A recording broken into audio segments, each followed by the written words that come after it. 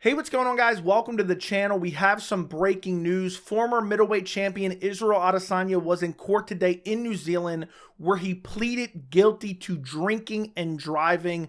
And there's so many layers to peel back on this story. Is this the beginning of the downward spiral of Israel Adesanya? Was it the title loss against Sean Strickland at UFC 293 that caused this?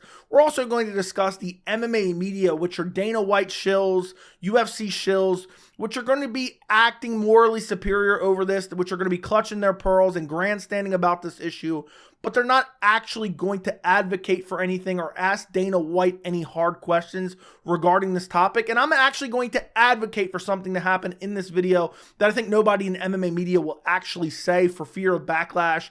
And also, we're going to discuss the legal consequences for Israel Adesanya in New Zealand. Could he go to jail? And we're also going to discuss the consequences from the UFC. What will the UFC do regarding Israel Adesanya pleading guilty to drinking and driving?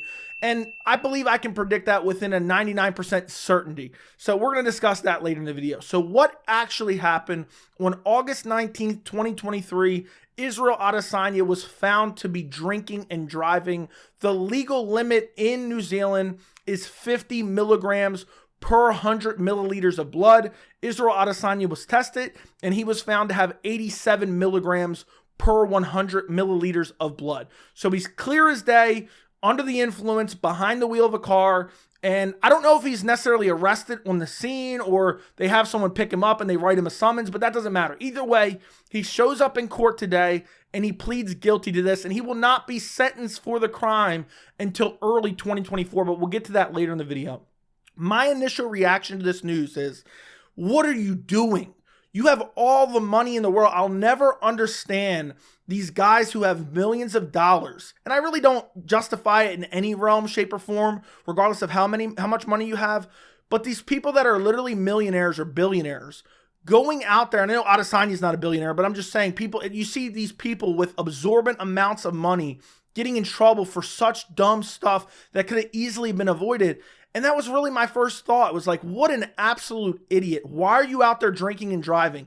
You can literally pay a driver to take you home. I'm sure you could call a friend or a coach to take you home. I'm sure you can call an Uber to take you home. You have all the money in the world, but you're out drinking and driving.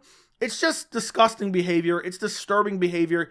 And it really could have got him in much more serious trouble than he's currently in had he hurt someone. Could you imagine if he went out there and got into an accident, actually harmed someone? And what people don't understand with drinking and driving, in my opinion, is even if you're barely over, let's say you're barely over, because Israel Adesanya, it's not like he was double the legal limit. It's not like he was crazy impaired. I mean, he's over the legal limit. But all the way between 50 milligrams and 80 milligrams, all the consequences are in New Zealand are to get a fine. That's all you get. Now, after you get over 80 milligrams, that's when it starts to get into a little bit steeper penalties, but we'll talk about that later.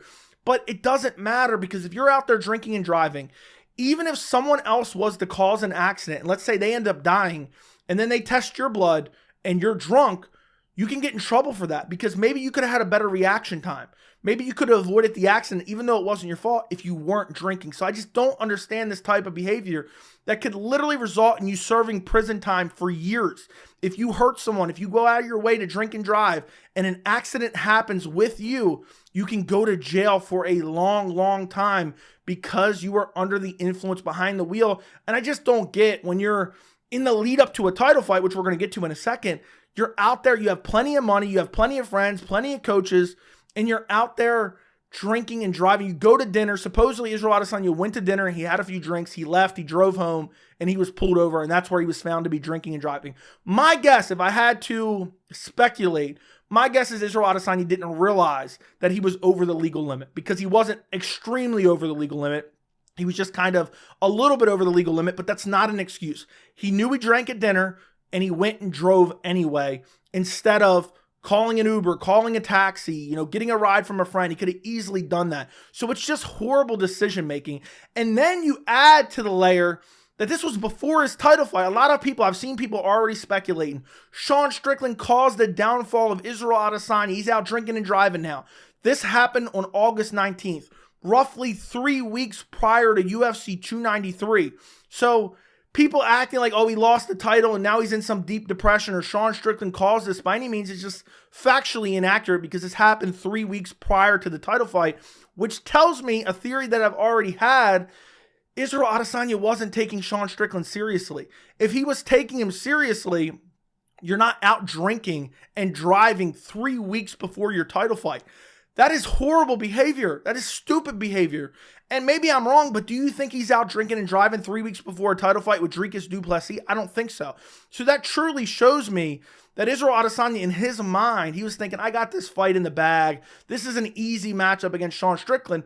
And now he lost his title. Now, I think also Sean Strickland obviously came in with a masterful game plan. I'm not sitting here making excuses for Adesanya, which some people are going to speculate. But what I'm saying is, we now know that not only did Strickland come in with a masterful game plan and executed it perfectly, we know, okay, Adesanya not looking like himself, the speculation of Adesanya not taking Strickland seriously is true, because he's out drinking and driving 3 weeks before a massive title fight in Australia. And just what an idiotic move on all parts, because not only the legal ramifications, but then on top of that, you're not taking a guy like Sean Strickland seriously, and look what happened. You lost your title. Now that may have very well happened anyway, but I'm just saying this could be the beginning of the downward spiral. It's not necessarily caused by Strickland, but I talk about it all the time. There's certain fighters, they can be on top of the world, and you take them for granted. And then at the snap of a set of fingers, a drop of a hat, all of a sudden the decline is crazy. And this may be a personal demise. This may be a skill set decline. But Israel Adesanya has now gone from UFC middleweight champion to convicted, person who was drinking and driving, putting other people's lives at risk and his own. And he's the former middleweight champion because he lost to Sean Strickland at UFC 293. It just shows poor decision-making all the way around.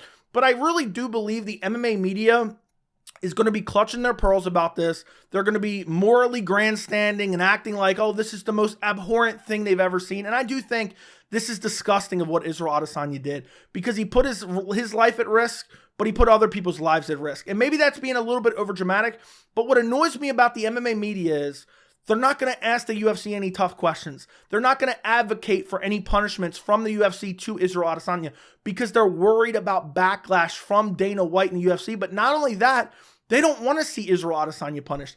Imagine a world where Israel Adesanya is punished by the UFC and they say, look, based on our personal code of conduct policy, which the UFC has, and they can use it to enforce certain things, if the UFC said, look, you're not going to fight for 6 months, you're not going to fight for a year, whatever it could have been, you're not going to fight for a year and a half. Now, I don't know if they actually have the legal obligation to be able to do that or the legal authority to do that, but at least at some point they have an ability to suspend them for a certain period of time. The MMA media doesn't want that. They're not going to advocate for that, because all they care about is abusing Israel Adesanya's names for clicks and views. That's all they want. They want Israel Adesanya's next fight to get booked, so then they can write articles and make videos about his DUI. That is what they want. They don't want the UFC to punish him.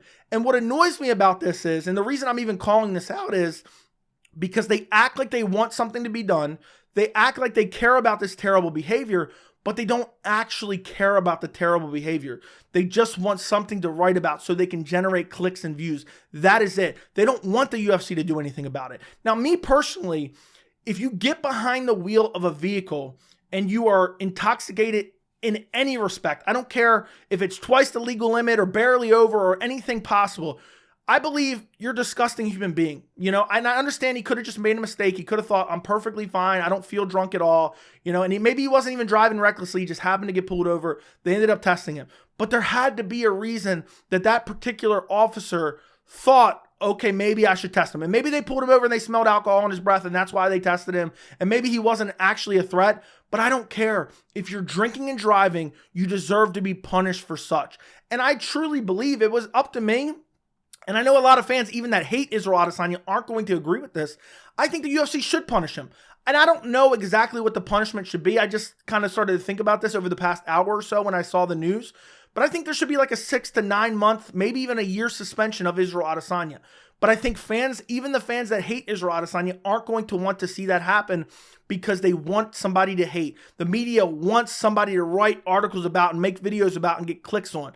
They want it to happen. They love to hate Israel Adesanya. So they don't actually want to advocate for anything to get done. There's people, the fan base was going rabid in the lead up to UFC 293 over suspected and made up fake narrative of animal abuse regarding Israel Adesanya.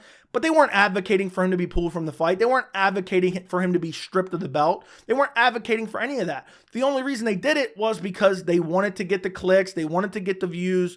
They wanted to have a reason to hate Israel Adesanya in terms of the fan base. They wanted something just to discredit him. Now we have an actual instance where Israel Adesanya is guilty of a crime. He has pleaded guilty to a crime, and it's a terrible crime. And again, I understand he didn't hurt anyone, but he could have hurt someone. And now they're not saying, oh, he should be suspended. They're not going to say that to Dana. They're not going to say when they ask Dana and they say, oh, what do you think about the Israel Adesanya drinking and driving situation? And Dana White says whatever spiel he says. And he says, maybe Dana White says, he's had a history of saying this. Well, what do you want me to do about it? They're not going to say, well, I think you should suspend him for 6 to 9 months or 9 to 12 months. I think you should suspend him because you should have some type of punishment for this type of behavior. It shouldn't just be left to be, oh, okay, mistakes are mistakes. I get it. He made a mistake. He said he's sorry to all his fans in the MMA community and blah, blah, blah, and so forth. But there should be consequences for your action. Bare minimum, he should be fined by the UFC, and that actually pains me to say because the last thing I want to see is the UFC taking money out of fighters' pockets. But this is terrible behavior and terrible decision-making by Israel Adesanya. And let's say they don't want to suspend him. At the bare minimum, I think that the UFC should not give him a title shot in his return because I believe whether it's an immediate rematch with Strickland or a fight down the line, maybe they do Strickland versus Duplessis and then Adesanya fights the winner. I think Adesanya in his next fight, he will be fighting for the middleweight title no matter how it comes about. I think now with this information, and I already think he should maybe have to fight for it anyway because I want to see some fresh matchups in the middleweight division, and you take into account what happened at UFC 293, it's not like there's a great case for Adesanya getting an immediate rematch or an immediate title fight upon his return.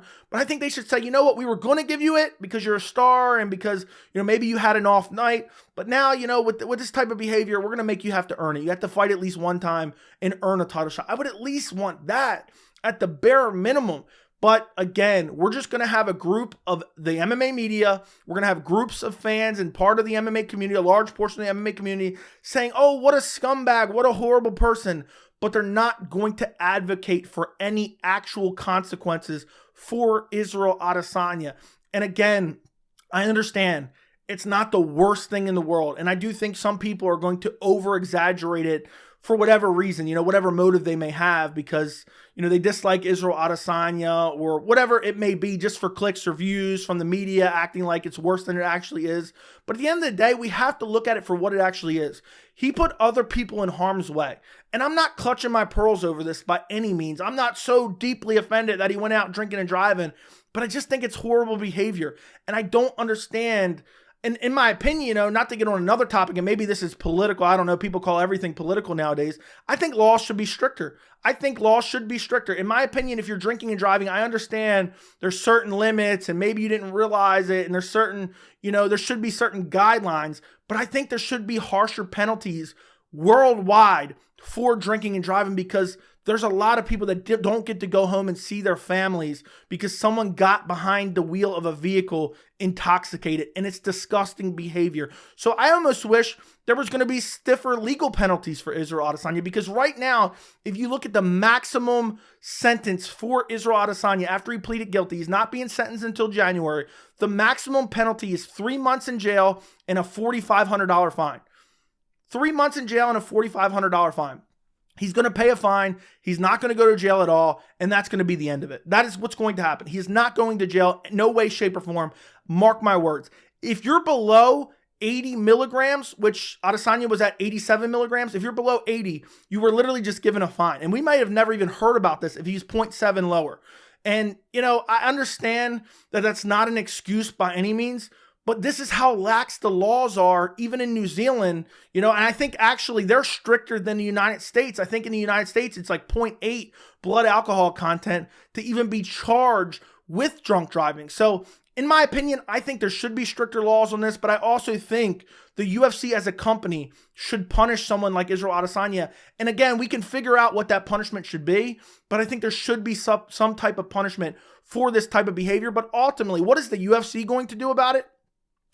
Dana White is going to say, we're going to let the legal system play out. Well, Dana, the legal system's already played out. He pleaded guilty. Well, we're going to let the legal system play out. They're going to punish him. We're not in the business of punishing fighters, you know? We're not in the business of punishing any fighters, especially Israel Adesanya. You know what kind of pay-per-view revenue he generates for us? Dana White's not going to do anything. He's not even going to care. I mean, you know, Israel Adesanya could have been in a club in Mexico at 53 and smacked his wife. Dana White wouldn't have cared about it at all. He wouldn't have cared about it at all. Nothing's going to happen. Nothing is going to change. And honestly, I still believe that the UFC will give Israel Adesanya an immediate rematch. I think Israel Adesanya will fight Sean Strickland at some point in the first quarter of 2024. So not only will he not be punished, I think he'll be rewarded with an immediate rematch in early 2024. Maybe UFC 300, which is looking like March or April. You may see Sean Strickland versus Israel Adesanya too. And guess what the UFC will do? Not only will they not penalize for Adesanya for doing this, they will promote it and they'll use it as the redemption arc. Israel Adesanya, look, he got a DUI and he pleaded guilty to it, and then he lost his title to Sean Strickland. He wasn't taking Strickland seriously, and now he's returning, and it's motivated Israel Adesanya. You'll see it all in the promo. You'll see some flames or something like they did for John Jones versus Daniel Cormier. They'll do some flames in the promo, and they'll say, this is the redemption arc of Israel Adesanya. That's what the UFC will do. There will be no actual punishment to Israel Adesanya outside of paying a fine to New Zealand. And ultimately, that's what I believe happens. I believe Israel Adesanya will walk back into a middleweight title shot, and nobody will care. Everyone will move on. There'll be some of the fan base that actually complain about it. But outside of that, it'll be forgotten about literally a year from now. We won't even be talking about it by summer of 2024. But let me know what you guys think about all this down in the comments. Don't forget to like the video. Don't forget to subscribe. And thank you so much for watching.